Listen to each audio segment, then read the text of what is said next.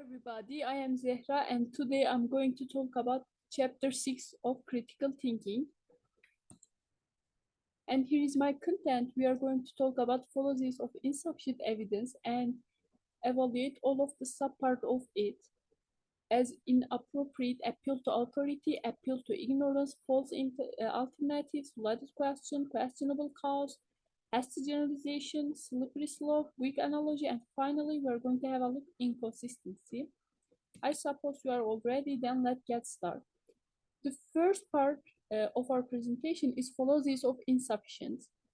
It means mistakes in reasoning in which the premises thought relevant to the conclusion failed to provide sufficient evidence for the conclusion.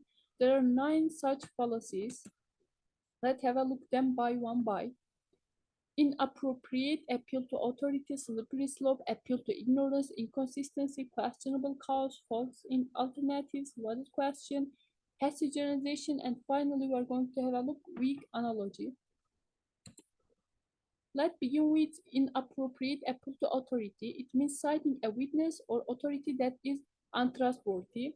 For example, my hairdresser told me that extraterrestrials built the lost city of Atlantis, so it is reasonable to believe that extraterrestrials did build the lost city of Atlantis.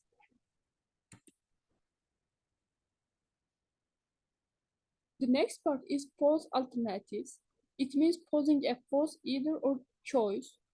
For example, the choice in this election is clear. Either we elect a staunch conservative as our next president, or we watch as our country slides into anarchy and economic depression.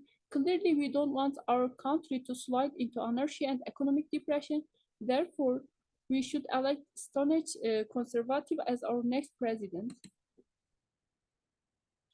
And now we are going to have a loaded question. It means posing a question that contains an unfair or unwarranted presupposition. For example, are you still dating that total loser Phil?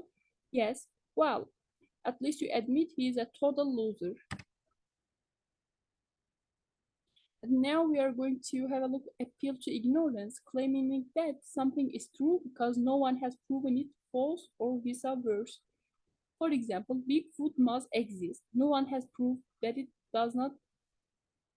And hasty generalization, drawing a general conclusion from a sample that is biased or too small.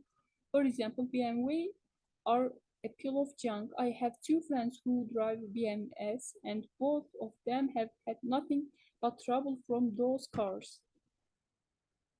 And when it comes to questionable cause, claiming it without sufficient evidence that one thing is the cause of something else. 2 days after I drank lemon tea, my head cold cleared up completely. Try it, it works. And when it comes to slippery slope, claiming it without sufficient evidence that a seemingly harmless action, if taken, will lead to a disastrous outcome. For example, immediate steps should be taken to reduce violence in children's television programming. If this violent programming is allowed to continue, this will almost certainly lead to fights and acts of bullying on school playgrounds. This in turn will lead to an increase in juvenile delinquency and gang violence. Eventually, our entire society will become engulfed in an orgy of lawlessness and brutality. When it comes to weak analogy, comparing things that are not really comparable, here is a good example to make understandable it in your mind. Nobody would buy a car without first taking it for a test drive. Why then shouldn't we 2 mature high school juniors live together before they decide whether to get married? As you know, it's not comparable 2 things, so it's a weak analogy stated. Our first part is inconsistency. It means asserting inconsistent or contradictory claims.